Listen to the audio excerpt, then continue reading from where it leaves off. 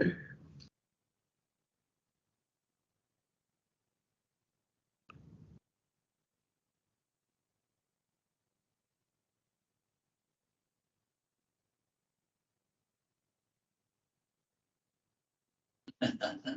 was cute.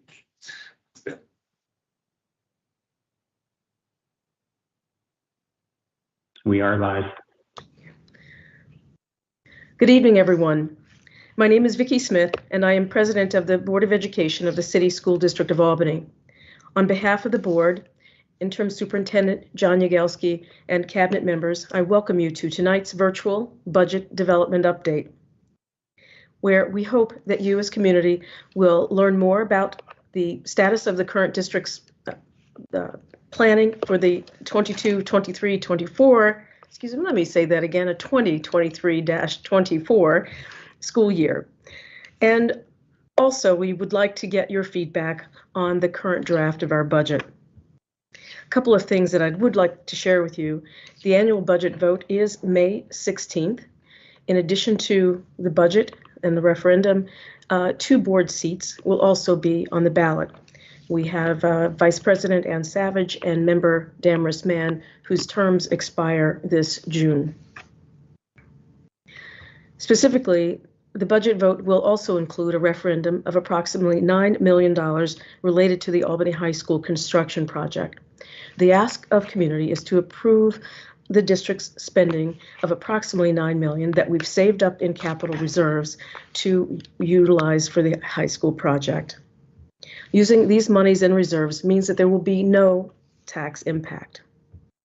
You may recall that last year, with your approval and no tax impact, we secured 2 additional plots of land to create and install 2 new playgrounds at Edmund J. O'Neill Middle School, which houses the Albany International Center. You will begin to see changes there. Additionally, you approved an EPC, or Energy Performance Contract, without tax impact, which allows the district to modernize energy-saving lighting and to update HVAC systems, which also will result in energy savings to the district over time. And we are grateful to community for that support. Public schools, as you know, are funded through local, state, and federal dollars. Tax levied by local boards of education on residential and commercial properties is the primary source of local revenue for P-12 education. And we are committed to serving our students while holding the line on taxes as much as possible. The City School District of Albany's Board of Education consistently attempts, through lobbying and planning, to develop a budget that is supported or relies more and more on state aid and less reliance on local taxpayers. In the 22-23 school year, local property taxes supported 42.5% of the district's budget. In 2013-14, local property taxes supported 52.5% of the district's budget. We anticipate an even lower percentage this year. That final percentage, however, is yet to be determined. Also, I would like for you to know that we are looking at multiple year projections to create stability for our students and employees. This includes moving staff from American Rescue Program funds to the general fund. And this signals a commitment to retain staff and to sustain our ongoing efforts to support student needs and to ensure student success. The board seeks and welcomes your continued feedback as we work to finalize this budget, which we hope to do before spring break, so the time for feedback is now. I would like to expressly thank members of the Community Budget Committee, Emily Maher, Laura Schultz, and Miles Melnikoff. In addition, want to give support thanks to Assemblymember Pat Fahey, Senator Neil Breslin, and Governor Hochul for fulfilling the promise of foundation aid, where they recognize the importance of an equitable distribution of state resources, that's necessary to support high-needs districts such as Albany. Additionally, thank you for our legislative advocacy from our partners, the New York State School Boards Association and the Conference of Big Five School Districts. And last but not least, thanks to Interim Superintendent John Yagelski and his cabinet, many of whom are online here. I also want to thank Mr. Joseph Karras, Assistant Superintendent for Business and Finance, who is leading the development and preparation of our budget with the Community Budget Committee. I now turn the evening over to Mr. Karras, and thank you all for joining us. Thank you, President Smith. So I'm going to share my budget presentation that I had for the Board of Education on our last at our last board meeting. Sorry, wrong screen.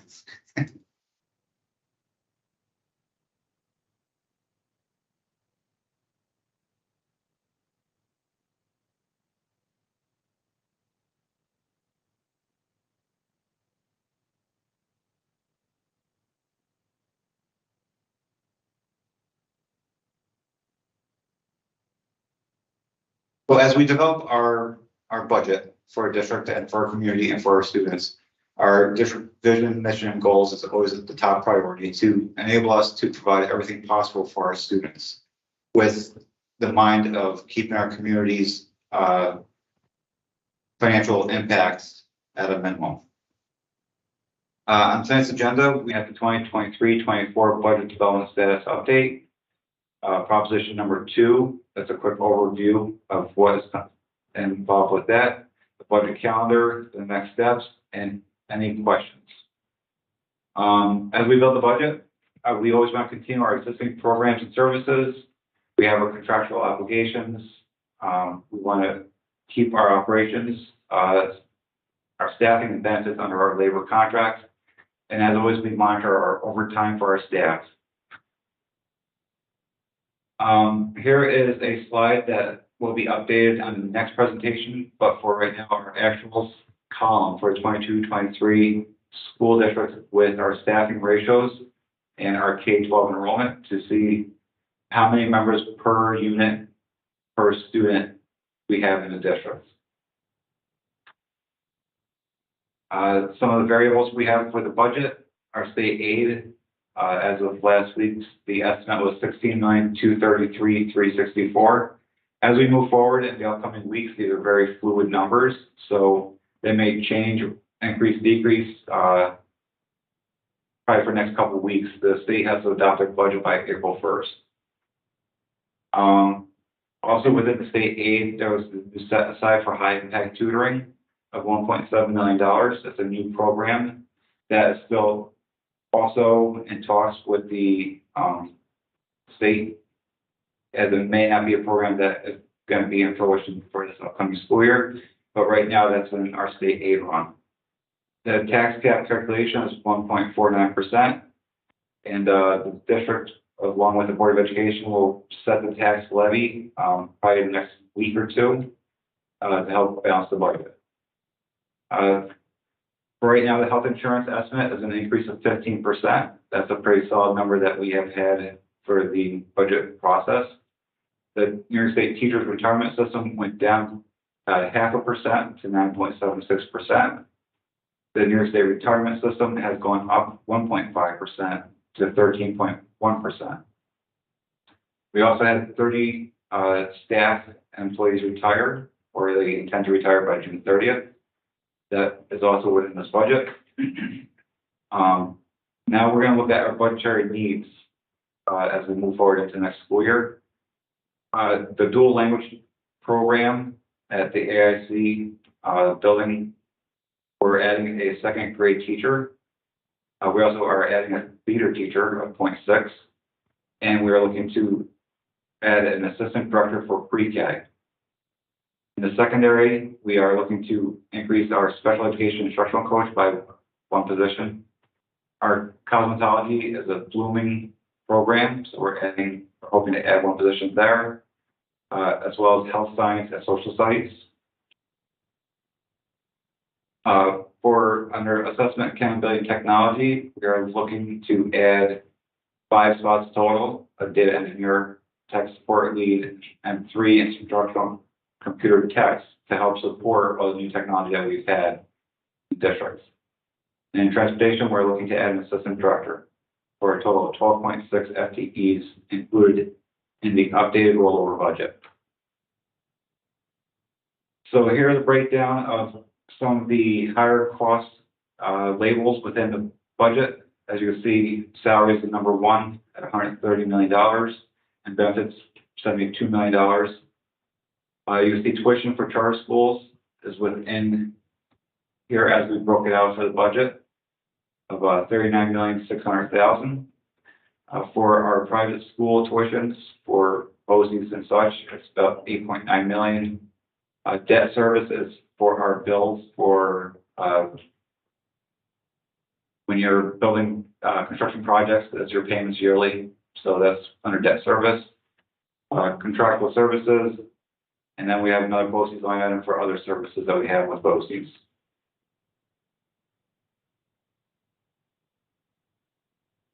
Sorry, I went too fast. So right now, the estimated rollover budget with those 12.6 additional positions is $306,874,458. This is also, we added all the positions that we had in the American Rescue Plan into the general fund as well. So that's all inclusive, all employees. So they would be all in the general fund. For our initial rollover, these are positions that were mandatory, that are needed for the school district. Some of the biggest things here is we added 7.5 new 7th grade teachers at North Albany for the new cohort there. And we added another one position for the self-contained kindergarten class as well. As what I said in the previous slides, the healthcare increases 15%. The new TRS and ERS rates. Charter school tuition, the enrollment changes, we're projecting an increase of 65 as of right now, but I think that number will go up this week as the new nursing charter school is set to open this fall. And then transportation costs is estimated about 8.5%. We've also built into this budget the second playground over at AIC for the second piece of property that President Smith was talking about that we're so grateful to get. And then we have a little bit of extra money in there for the unexpected as a school district. The biggest thing here under equipment, we reduced $300,000, but increased supplies, library software and books and textbooks by 3%. For the revenue side, you can see that we're right now without keeping the property taxes the same. We have a deficit of about just a little bit over $2 million from our budget.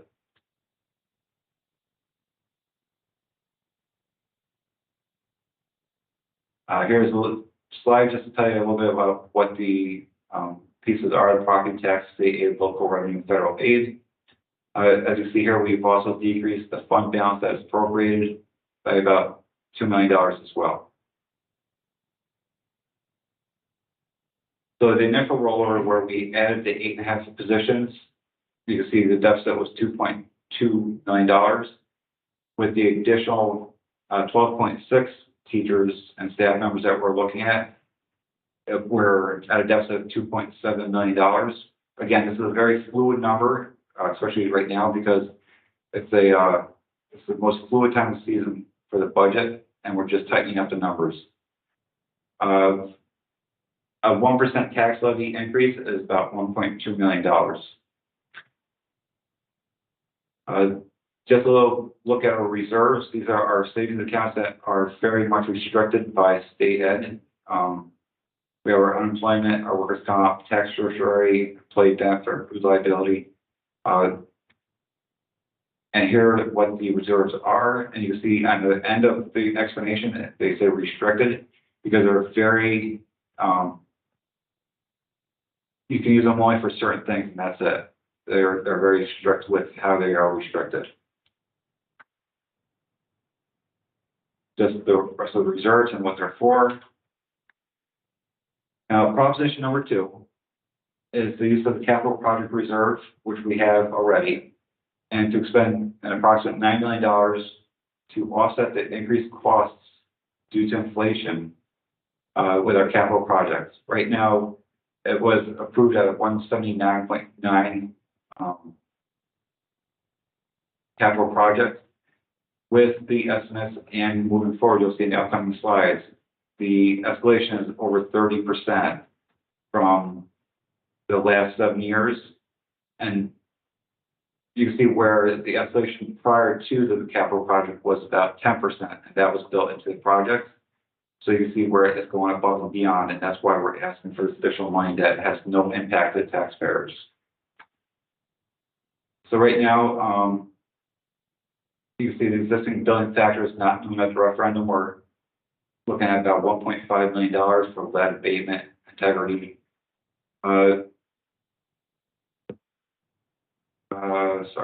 The biggest thing here is referendum escalation delta. You can see from 2008 to 2015, that was prior to the project being approved, was a 10% escalation cost. But after the budget or the capital project was approved, you can see dramatically the escalation went up 33%.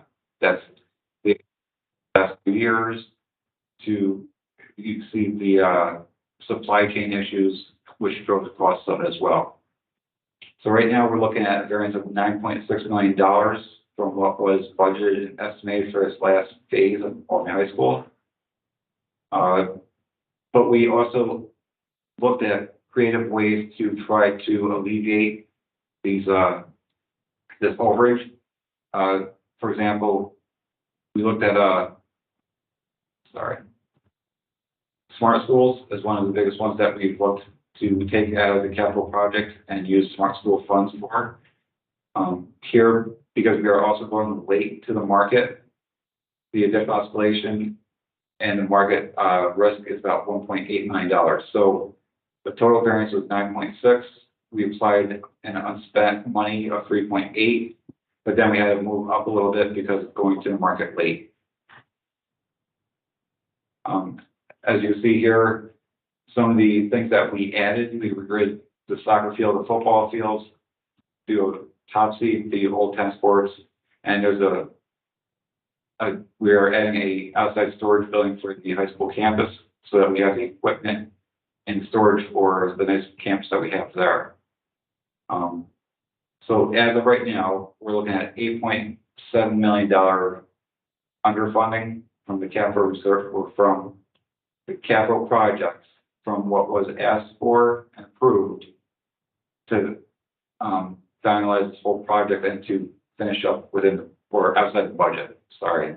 So we would ask for a $8.7 million increase in the capital project in this referendum, and that $8.7 million would come from the capital project reserve that we already have in place, and there would be no impact again for the taxpayer.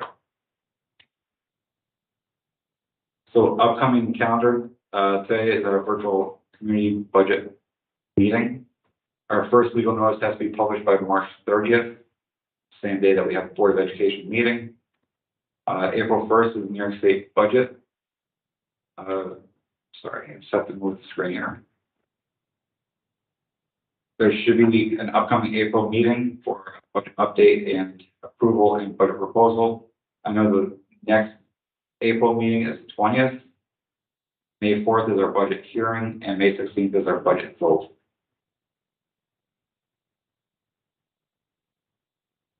And now we're at questions.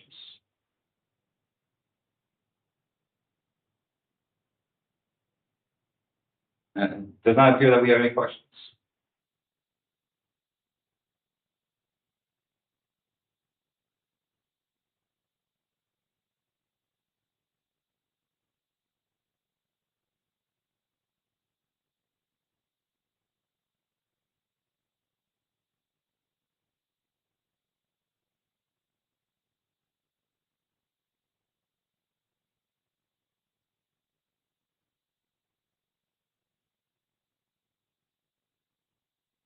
Okay, we'll give it a couple more minutes to see if anybody has any questions. Right now, Mr. Lesso, since we have no questions.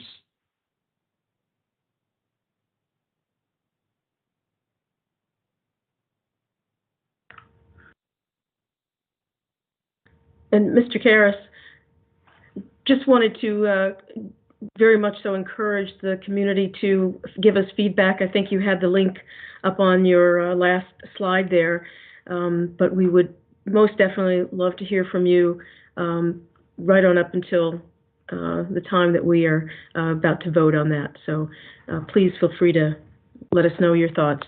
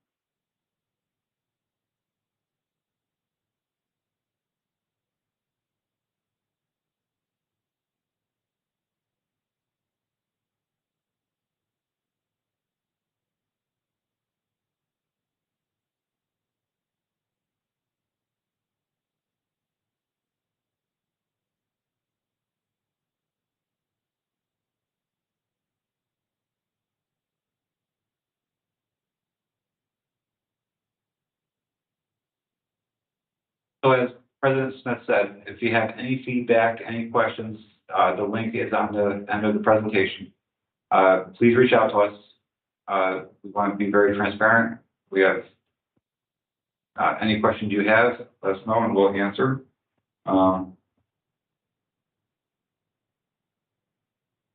And I think there are no questions, so I think we'll end it for tonight. Again, any kind of feedback will be greatly appreciated. Very good. All right. Thank you. Good night. Thank you all. All right. Good night. Thank you.